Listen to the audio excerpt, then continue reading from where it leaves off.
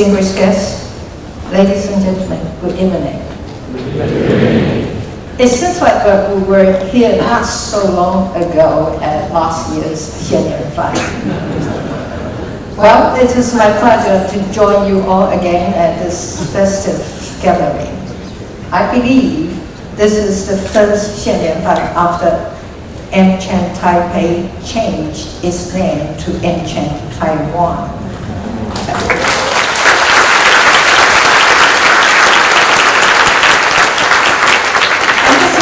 A name that is a true reflection of the work and membership of your organization. As always, I'm very happy to participate in this gathering of friends. I want to begin by congratulating AmCham Taiwan on its 70th anniversary. AmCham Taiwan was here when Taiwan underwent democratization. It also bore witness to the development, opening, and transformation of Taiwan's economy. AmCham Taiwan has always been a dependable partner to Taiwan and the United States during many critical junctures in our relationship. Secondly, I also want to recognize Chairman Leo Seewald for leading and facilitating AmCham Taiwan's relationship with Taiwan's business community over the past year. Under Mr. Seewald's leadership this year, we have a record number of central and local government officials attending tonight's dinner, as mentioned by Mr. Chen just now. Mr. Seewald is an 11-year resident and citizen of Taiwan.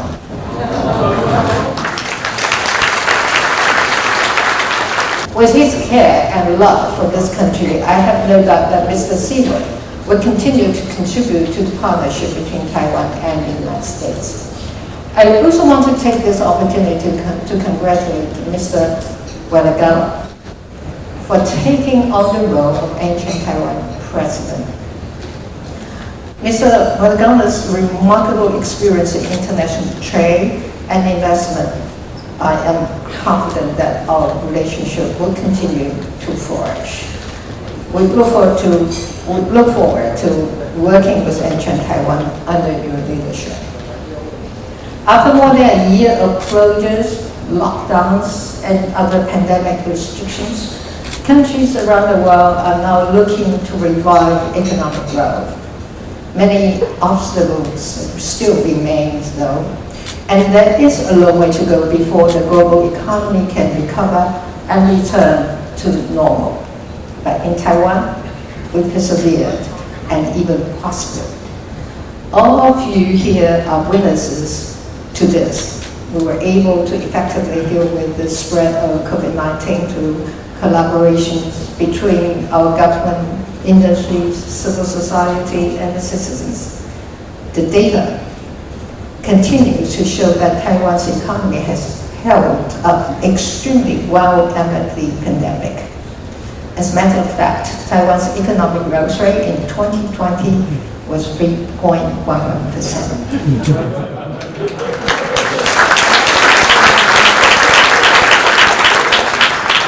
Highest among the world's 30 largest economies by GDP. We are also forecasting economic growth of 4.64% this year, or even higher. And this is going to be the highest since 2015. The dynamism of Taiwan's economy is key to all of this.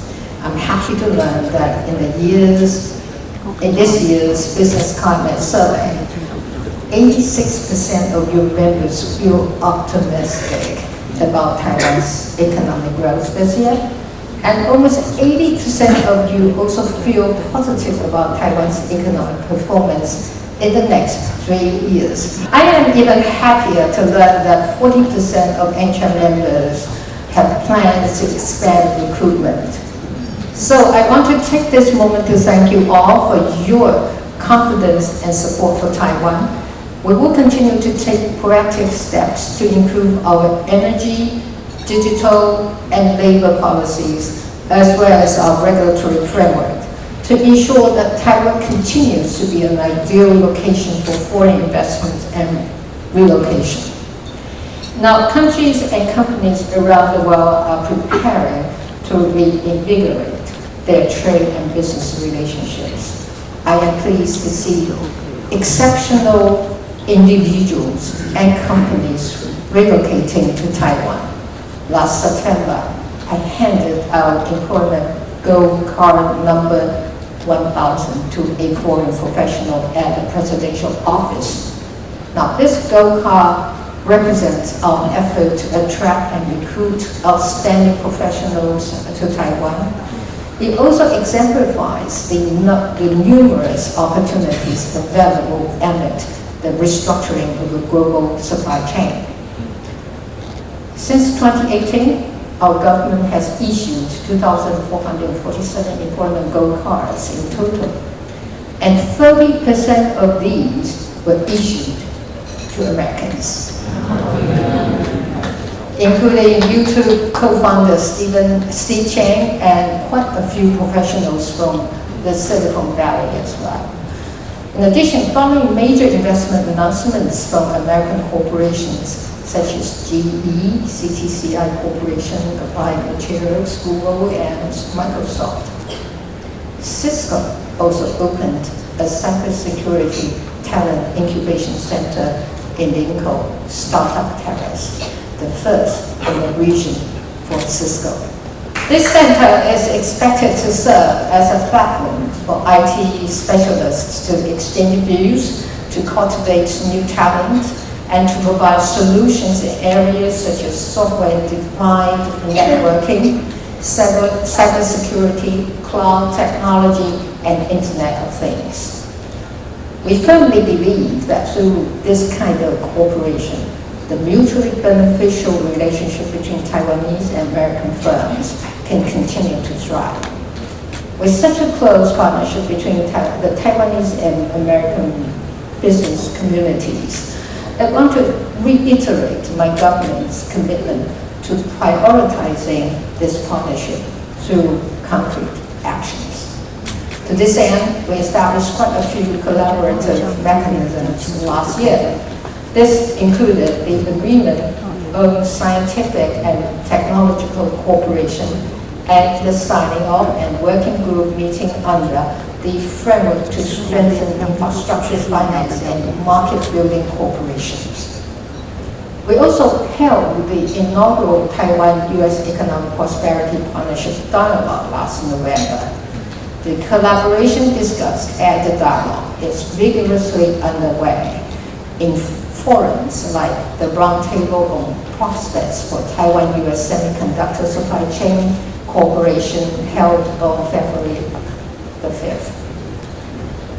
President Biden's executive order to create more resilient and secure supply chains for critical and essential goods is a key area where Taiwan can help. Taiwan's semiconductor industry plays a critical role in securing supply chains around the world and is a significant part of the Taiwan-U.S. trade relationship. We stand ready to be a reliable friend and key partner to the United States. This is why I was delighted to see TSMC participate in the White House Summit to strengthen U.S. supply chains and address the global semiconductor shortage. Lastly, I want to conclude by extending our appreciation to AmCham Taiwan and U.S.-Taiwan Business Council for establishing the U.S.-Taiwan Bilateral Trade Agreement Coalition. Next, thank you for your staunch support for solidifying the bilateral trade partnership between Taiwan and the United States in the form of a bilateral trade agreement.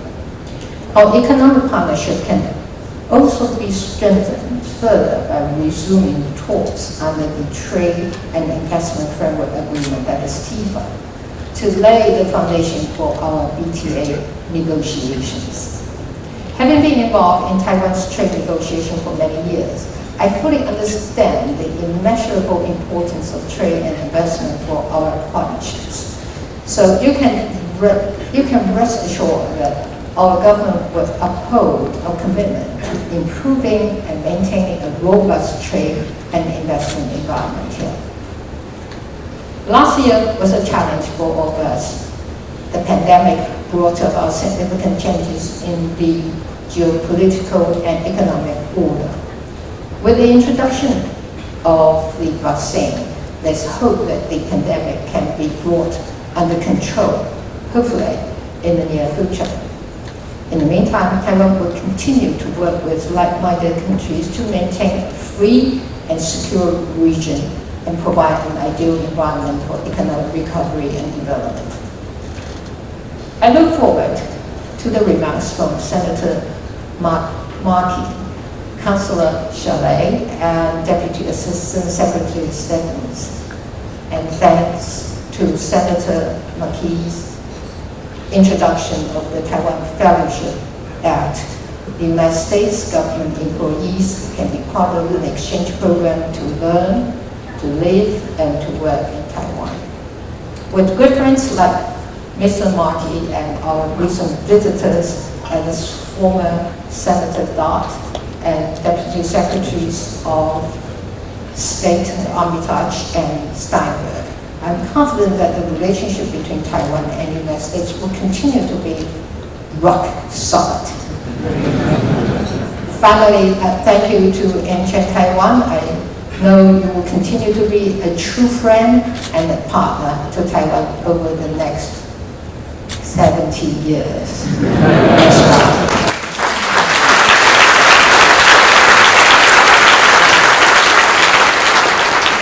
Have a wonderful evening and enjoy your meal. Thank you. Gift of appreciation from AmCham Taiwan. This is the dog in photography.